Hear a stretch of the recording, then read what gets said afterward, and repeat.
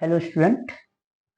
आज हम alkenes topic cover करेंगे। यहाँ पे एल्किन्स में हम देखेंगे इस वीडियो में कि एल्किन्स क्या होते हैं, इनमें कौन सा हाइब्रिडाइजेशन पाया जाता है एल्किन्स में, एल्किन्स की स्टेबिलिटी के बारे में पढ़ेंगे और कौन कौन से फैक्टर्स हैं जो कि इस एल्किन्स की स्टेबिलिटी को अफेक्ट करते हैं। ये टॉपिक हम डिटेल्ड कवर करेंगे। इसमें एल्किन्स क्या होते हैं? Alkenes are the class of hydrocarbon containing carbon carbon double bond. Alkenes क्या होते हैं? हाइड्रोकार्बन क्या होता है? हाइड्रोकार्बन वो ऑर्गेनिक कंपाउंड होता है जो किससे बना होता है? कार्बन और हाइड्रोजन से मिलकर बना होता है। और एल्किन्स में क्या होते हैं? कार्बन और हाइड्रोजन के साथ साथ क्या होता है? डबल बॉन्ड, कार्बन कार्बन के बीच में जो है डबल बॉन्ड होता है, तो उसको हम क्या बोलते हैं? एल्किन्स बोलते हैं। Alkenes contain at least one carbon carbon double bond. Alkenes में क्या होता है? एटलीस्ट एक जो है किसी भी ऑर्गेनिक कंपाउंड में अगर वो एल्कीन है तो एटलीस्ट वन जो है कार्बन कार्बन के बीच में डबल बॉन्ड होगा ही होगा। Hence they are also known as unsaturated hydrocarbon. इस कारण से जो है क्या बोलते हैं इसको? हम अनसेचुरेटेड हाइड्रोकार्बन बोलते हैं। The general formula for alkenes is, alkene का जनरल फार्मूला क्या है? CnH2n। एन की वैल्यू क्या होती है? एन जो है नंबर ऑफ कार्बन एटम है, 1 2 3 जो भी कार्बन का एक नंबर ऑफ एटम्स होगा हम लिखते जाएंगे और जो है उस एल्किन्स की मॉलिक्यूलर फार्मूला हम निकाल लेंगे इससे। Alkenes have sp2 hybridisation. Alkenes में जो है हाइब्रिडाइजेशन कौन सा पाया जाता है? sp2 हाइब्रिडाइजेशन पाया जाता है। The first member of the smallest alkenes is ethene. जो सबसे छोटा जो है इथीन है ऑर्गेनिक कंपाउंड का, वो कौन जो है सबसे छोटा एल्कीन है ऑर्गेनिक कंपाउंड में, कौन सा है? इथीन है। CH2 double bond CH2। It is also known as ethylene. Alkenes are also known as olefins. Alkenes को जो है हम ओलिफिन्स भी बोलते हैं। एग्जाम्पल है ethene, propene, butene. Ethene butene क्या है? ये अनसेचुरेटेड जो भी है, दो कार्बन के हैं तो क्या होगा? इथीन। तीन कार्बन है तो प्रो, डबल बॉन्ड है अनसेचुरेटेड है तो क्या लग जाएगा? इन, तो प्रोपीन। ब्यूट, चार कार्बन है तो ब्यूट, और सेचुरेटेड अगर है तो उसमें डबल बॉन्ड है तो क्या लग जाएगा? ENE, इन, ब्यूटीन एक्सेट्रा। अब पर जो है हम हाइब्रिडाइजेशन देखेंगे, एल्किन्स में कौन से हाइब्रिडाइजेशन पाई जाती है। तो sp2 हाइब्रिडाइजेशन इन एल्किन्स, जो भी एल्किन्स होती हैं हमारी उनके बीच में कार्बन कार्बन के बीच में जो है वो क्या होता है? जो भी एल्किन्स का कार्बन होता है वो क्या होता है? sp2 हाइब्रिडाइज्ड होता है। देखते हैं कैसे होता है। When one s orbital combined with two p orbital to form a new hybrid orbital of same shape, size and energy, hence this type of hybridization is known as sp2 hybridization। क्या है इसमें? sp2 hybridisation में क्या है?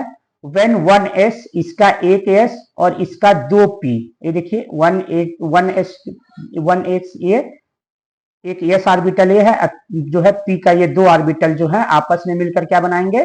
sp2 hybridisation बनाएंगे, जिसको हम क्या बोलेंगे? हाइब्रिड ऑर्बिटल जो है उनका सेम जो है साइज जो होगा सेम होगा, शेप भी सेम होगा और एनर्जी भी सेम होगी। Then this type of hybridisation is known as sp2 hybridisation. अब देखते हैं कि हाइब्रिडाइजेशन कैसे हो रहा है। इन द केस स्टडी करते हैं। In the case of ethene C2H4 के केस में हाइब्रिडाइजेशन हम देखते हैं कि कैसे हो रहा है। कार्बन का एटॉमिक नंबर क्या होता है? 6 होता है। इलेक्ट्रॉनिक कॉन्फ़िगरेशन जो है उसका क्या होता है? 1s2 2s2 2p2। ये जो है हमारा ग्राउंड स्टेट में हुआ, यानी कि कार्बन जो है एटम फॉर्म में है, कोई बॉन्डिंग नहीं बन रही है। जब वो बॉन्ड बनाने जाएगा किसी भी दूसरे एटम से तो क्या होगा? वो एक्साइटेड स्टेट में जाएगा। तो ये जो है 2s और 2p ये क्या है? एक ही सेल के हैं, इनके बीच की एनर्जी गैप जो होती है बहुत कम होता है। तो इसलिए जो 2s का जो इलेक्ट्रॉन है, ये जो है इलेक्ट्रॉन पेयर है, उसमें से एक इलेक्ट्रॉन जो कहाँ चला जाएगा? 2p के जो है वैकेंट ऑर्बिटल है इसमें चला जाएगा। अब एक्साइटेड स्टेट में क्या हो गया?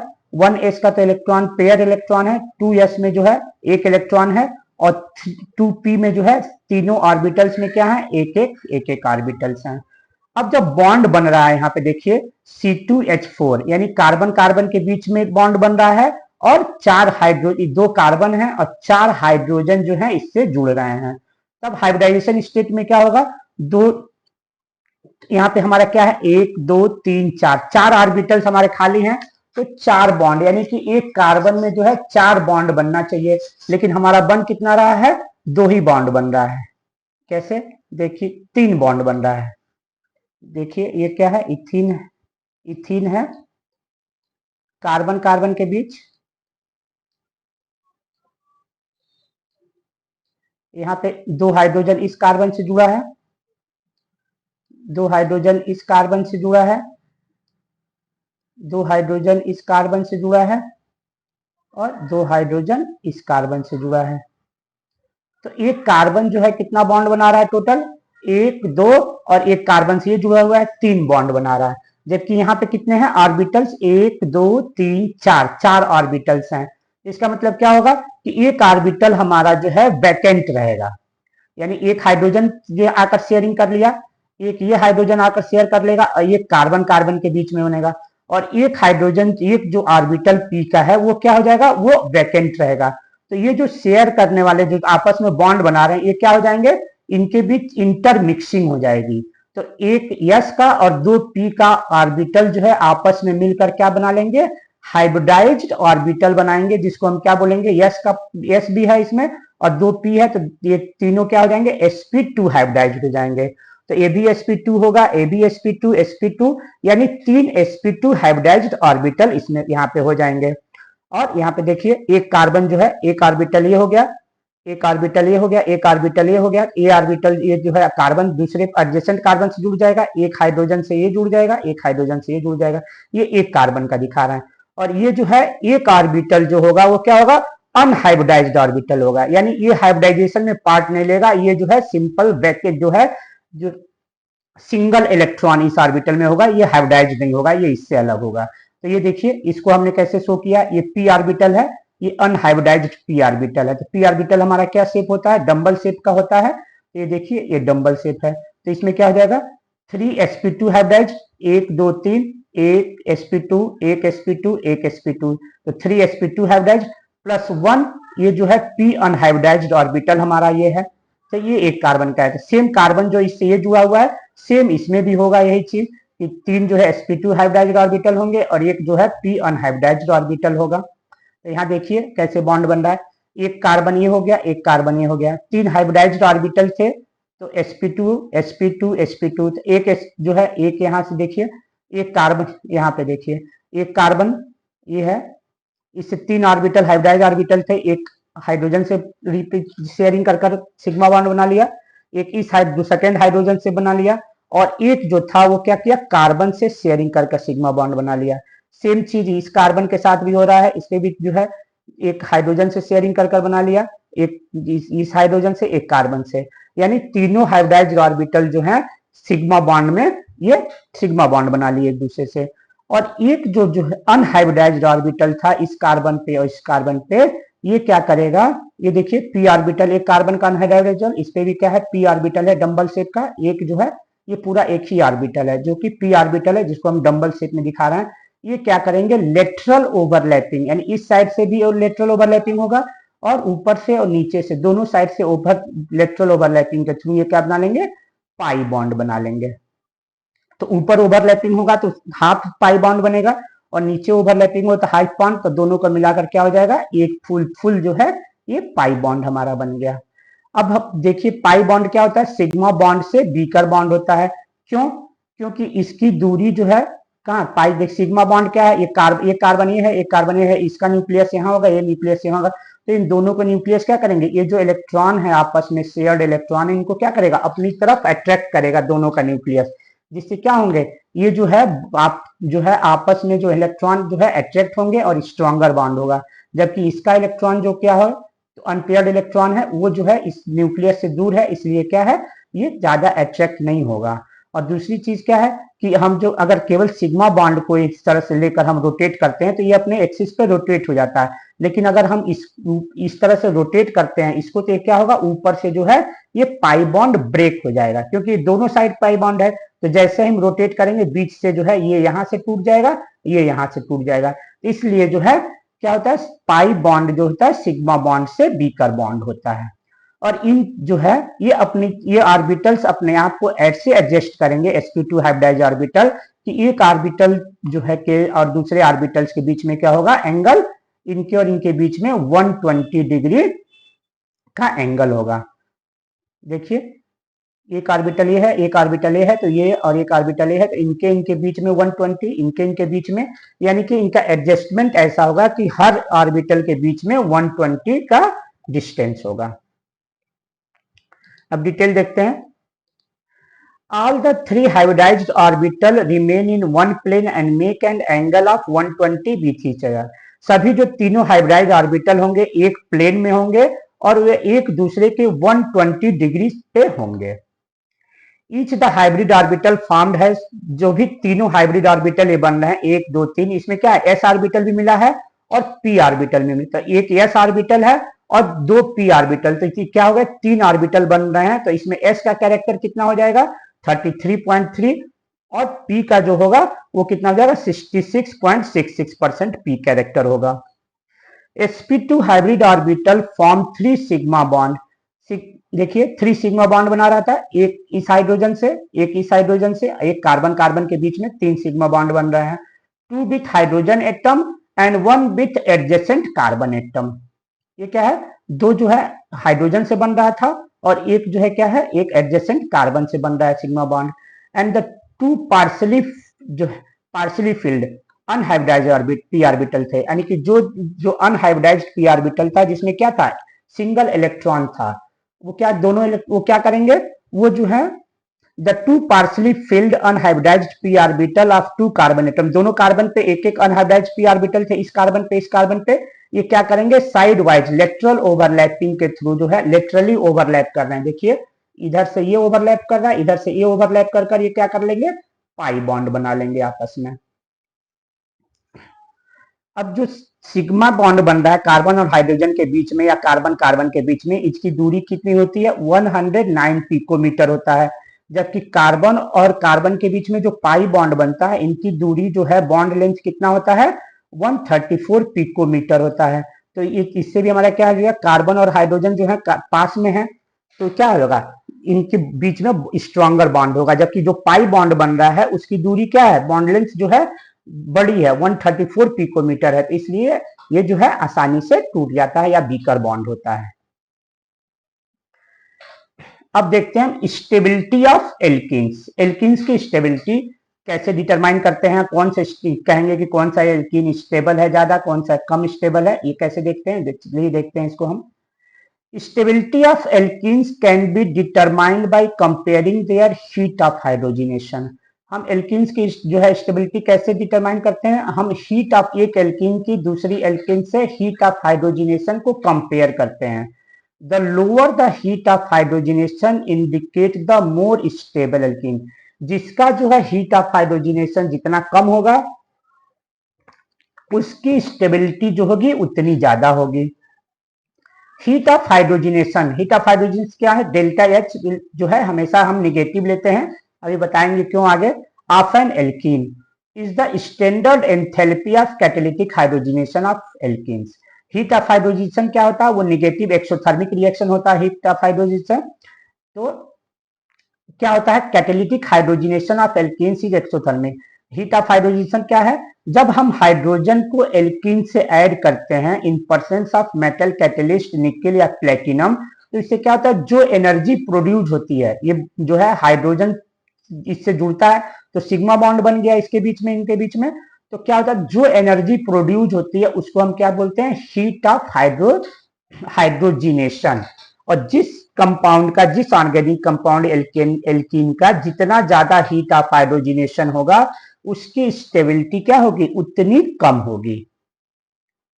तो हीट ये देखिए ये 1 ब्यूटीन है, तो heat of hydrogenation of 1 butene is 30.3 kilo calorie per मोल। अगर जो है ब्यूटीन 1 ब्यूटीन में हम हाइड्रोजन जो है ऐड कर रहे हैं हाइड्रोजिनेशन करा रहे हैं, तो जो प्रोडक्ट हमारा बनेगा ये जो है नॉर्मल ब्यूटीन, इसके बनने में एनर्जी हमारी कितनी प्रोड्यूस होगी 30.3 कैलोरी पर मोल, यानी कि एक मोल में हम 1 मोल 1 ब्यूटीन ले रहे हैं इसका हाइड्रोजिनेशन करा रहे हैं, तो 1 मोल ब्यूटीन अगर हमारा बन रहा है तो 1 मोल के लिए हमारा 30.3 कैलोरी पर मोल एनर्जी रिलीज होगी। माइनस साइन हम किस लिए जो है ये रिएक्शन एक्सोथर्मिक रिएक्शन है तो इसलिए हम सिंबल जो है माइनस का लगाते हैं। तो हीट ऑफ हाइड्रोजिनेशन क्या होता है, heat of hydrogenation is inversely proportional to the stability, यानी जिस ऑर्गेनिक कंपाउंड का जितना ज्यादा हीट ऑफ हाइड्रोजनेशन होगा उसकी स्टेबिलिटी क्या होगी, उतनी कम होगी।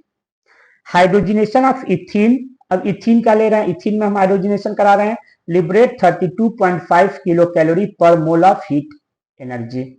यानी अगर हम इथीन में हाइड्रोजन जोड़ दे रहे हैं तो जो हमारा प्रोडक्ट बन रहा है उसमें देखिए इथीन में जो है डबल बॉन्ड था, यहाँ पे हाइड्रोजन हमने जोड़ दिया तो दोनों कार्बन से क्या हुआ, एक एक हाइड्रोजन जुड़ गया, सिग्मा बॉन्ड बना। अब सिग्मा बॉन्ड जो है बन रहा है तो इसके कारण जो है सिग्मा बॉन्ड स्ट्रॉन्गर बॉन्ड होता है, इसके कारण जो एनर्जी रिलीज होती है इस कंपाउंड के बनने में वो कितनी है, 32.5 किलो कैलोरी। तो उसको क्या होता है, अब देखिए ब्यूटीन में कितना हो रहा था 30.3 और इथीन में कितना हो रहा है 32.5। तो हीट ऑफ हाइड्रोजनेशन कितना है, किसका ज्यादा है, तो इथीन का ज्यादा है heat of hydrogenation then one butene, यानी इथीन जो है लेस स्टेबल होगा किससे, ब्यूटीन से। हमने बोला ना कि हीट ऑफ हाइड्रोजनेशन जिसका ज्यादा होगा उसकी स्टेबिलिटी कम होगी। अब हीट ऑफ हाइड्रोजनेशन हम देखते कैसे हैं, ये देखिए ये इथीन है, इसमें डबल बॉन्ड है, हाइड्रोजन हम जोड़ रहे हैं, ये क्या होगा डबल बॉन्ड टूटेगा तभी तो हाइड्रोजन यहाँ पे जुड़ रहा है, तो डबल बॉन्ड हमारा टूटेगा, इसके लिए हमको एनर्जी देनी पड़ेगी, तो हमने एनर्जी दिया। फिर यहाँ पे जो हमारा हाइड्रोजन बॉन्ड एक कार्बन, इस कार्बन और इस कार्बन, दो हाइड्रोजन जो है जो सिग्मा बॉन्ड बन रहे हैं कार्बन और हाइड्रोजन के बीच में, इससे क्या होगा कि हमारा एनर्जी रिलीज होगा। तो ये क्या है, एनर्जी फॉर्म्ड जो होगा क्या होगा, कार्बन और हाइड्रोजन का एनर्जी जो बॉन्ड बनेगा सिग्मा बॉन्ड उससे एनर्जी फॉर्म होगा। इस दूसरे कार्बन में, इसमें भी कार्बन और हाइड्रोजन, दो कार्बन और हाइड्रोजन बॉन्ड बन रहे हैं सिग्मा बॉन्ड, तो एनर्जी प्रोड्यूस होगी और हमको ये बॉन्ड जो है पाई बॉन्ड तोड़ने में जो है हमको एनर्जी देनी पड़ रही है। तो हीट ऑफ हाइड्रोजनेशन क्या होता है, the heat release during the reaction, उसको क्या बोलते हैं, delta H equal to heat produce due to the formation of C H, यानी कार्बन हाइड्रोजन के बीच में जो एनर्जी फॉर्म हो रहा था वो minus heat consumed during the breakage of carbon carbon pi bond, यानी कार्बन कार्बन के पाई बॉन्ड में जो है देने में हमको कितनी एनर्जी रिलीज, तो वो क्या हो गया, हीट जो है हीट ऑफ हाइड्रोजनेशन हो गया। वो हमेशा क्या होता है, निगेटिव होता है, क्योंकि ये जो है रिएक्शन होता है एक्सोथर्मिक रिएक्शन होता है, इसमें जो है हाइड्रोजन बॉन्ड का फॉर्मेशन जो है ऑलवेज एक्सोथर्मिक हीट प्रोड्यूस करता है। यहाँ पे देखिए heat of hydrogenation of ethene is 32.5 kilo calorie per mole, so ethene is less stable 32.5 than butene. क्यों, क्योंकि इथीन का जो है क्या है, हीट ऑफ हाइड्रोजनेशन 32.5 है, जबकि ब्यूटीन 1 का जो है 30.3, तो हीट ऑफ हाइड्रोजनेशन जो है इथीन का ज्यादा है, इसलिए जो है इसकी स्टेबिलिटी कम होगी। तो हीट ऑफ हाइड्रोजनेशन तो समझ में आ गया होगा, हीट ऑफ हाइड्रोजनेशन क्या होता है, heat produced during the formation of carbon sigma bond between carbon hydrogen minus heat consumed, कितना हीट लगा during the breakage of carbon carbon pi bond. तो सिग्मा बॉन्ड जो है पाई बॉन्ड से stronger होता है, तो इसमें जो हीट प्रोड्यूस होगी वो ज्यादा होगी और जो ब्रेकेज में जो हीट लग रहा है वो कम होगा। तो क्या होगा, हमारा जो है अब ये हीट जो है प्रोड्यूस होगा इस रिएक्शन में, तो इसलिए एक्सोथर्मिक रिएक्शन है, इसको हमेशा जो है माइनस से हम डिनोट करते हैं। Since the carbon hydrogen sigma bond is stronger, so the heat released during the formation of bond is more than the heat consumed during the breakage of carbon carbon pi bond, which is weaker bond. So the reaction is exothermic. तो reaction क्या होगा, exothermic होगा, उसको हम हमेशा क्या बोलते हैं, negative में indicate करते हैं। There are three main factors determining the relative stability of alkenes. तीन factors होते हैं जो generally जो है alkenes की stability को determine करने के लिए यूज किया जाता है। पहला क्या है, number of substituent attach to the carbon carbon carbon double bond, carbon carbon double bond से जो है जो जितना ज्यादा सब्स्टिट्यूएंट होगा वो उतना ज्यादा स्टेबल होगा। दूसरा है on basis of orientation, alkene का ओरिएंटेशन क्या है। तीसरा ऑन बेसिस ऑफ कॉन्जुगेशन। पहला हम देखते हैं नंबर ऑफ सब्स्टिट्यूएंट पे कैसे स्टेबिलिटी इंक्रीज जो है डिपेंड करती है।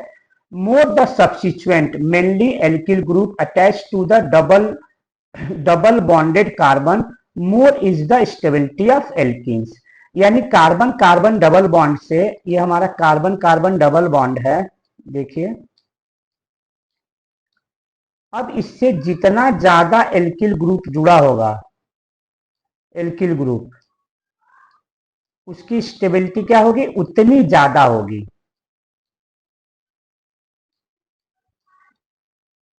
ये क्या है, इस कार्बन डबल बॉन्ड, कार्बन, ये कार्बन कार्बन के बीच में डबल बॉन्ड है, उससे क्या है, ये एल्किल ग्रुप जो है, जिसमें जितना ज्यादा एल्किल ग्रुप होगा उसकी स्टेबिलिटी उतनी ज्यादा होगी। Alkyl group stabilise the double bond more than the hydrogen.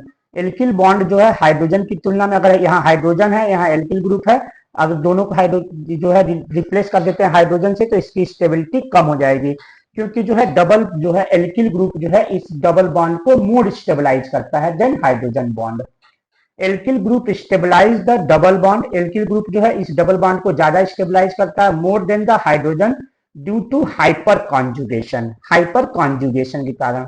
अब देखिए क्या है, ये एक कार्बन कार्बन, ये जो है एक एल्कीन है जिसमें कार्बन कार्बन के बीच में सिग्मा बॉन्ड है, और ये जो है इनके बीच में पाई बॉन्ड है। पाई बॉन्ड हमारा क्या था, हमने बताया था कि इलेक्ट्रॉन ओवरलैपिंग से, ओवरलैपिंग जो होगी पी ऑर्बिटल्स में, इनके कारण पाई बॉन्ड बन रहा है। तो ये सिग्मा बॉन्ड हो गया, ये पाई बॉन्ड हो गया। अब इसके बगल में जो है एडजेसेंट में एक कार्बन है, उस पे एल्किल ग्रुप जुड़ा हुआ है, CH3 ग्रुप ये है हमारा, देखिए CH3 ग्रुप। अब इस कार्बन पे जितना ज्यादा जो है कार्बन और कार्बन और हाइड्रोजन के बीच में सिग्मा बॉन्ड होगा, उतनी ज्यादा क्या होगी, इसकी स्टेबिलिटी होगी ड्यू टू हाइपर कॉन्जुगेशन। क्यों, हाइपर कॉन्जुगेशन क्या होता है, हाइपर कॉन्जुगेशन मतलब इसका जो, इस कार्बन को जो एल्कीन का डबल बॉन्ड का जो डबल बॉन्ड बना रहा है हमारा जो है P orbital, unhybridised P orbital, और इनके sp2 जो है हाइब्रिडाइज्ड ऑर्बिटल के बीच में क्या होगा, इनके जो इलेक्ट्रॉन, इसमें इलेक्ट्रॉन क्या है, अनपेयर्ड इलेक्ट्रॉन है, एक ही इलेक्ट्रॉन था, इलेक्ट्रॉन की कमी थी, तो इनका इलेक्ट्रॉन क्या करेगा, ये sp2 हाइब्रिडाइज्ड ऑर्बिटल का इनके साथ जो है पार्शियल शेयरिंग करेगा। पार्शियल शेयरिंग करने से क्या हो जाएगा, एक इलेक्ट्रॉन क्लाउड यहाँ पे जनरेट हो जाएगा, जिसके कारण क्या हो जाएगी, इस डबल बॉन्ड की, इस पाई बॉन्ड की स्टेबिलिटी इंक्रीज कर जाती है। इस कारण से जितना जो है यहाँ पे जो है सिग्मा बॉन्ड हो, कार्बन और हाइड्रोजन के बीच में सिग्मा बॉन्ड होगा, जितना ज्यादा उतनी ज्यादा ओवरलैपिंग होगी और उतनी ज्यादा स्टेबिलिटी होगी।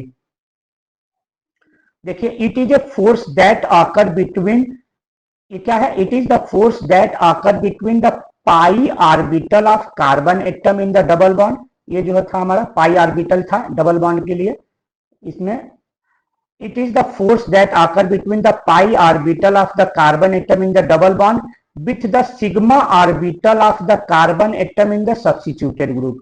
जो सिग्मा ऑर्बिटल है, ये क्या है, सिग्मा ऑर्बिटल है ना, यहाँ पे देखिए ये जो है सिग्मा ऑर्बिटल है, तो ये क्या है, इनके और इनके बीच में जो है क्या हो जाएगा, पार्शियल ओवरलैपिंग होगी इलेक्ट्रॉन्स की, तो इसके कारण जो है ये क्या हो जाएगा, स्ट्रॉन्गर हो जाएगा।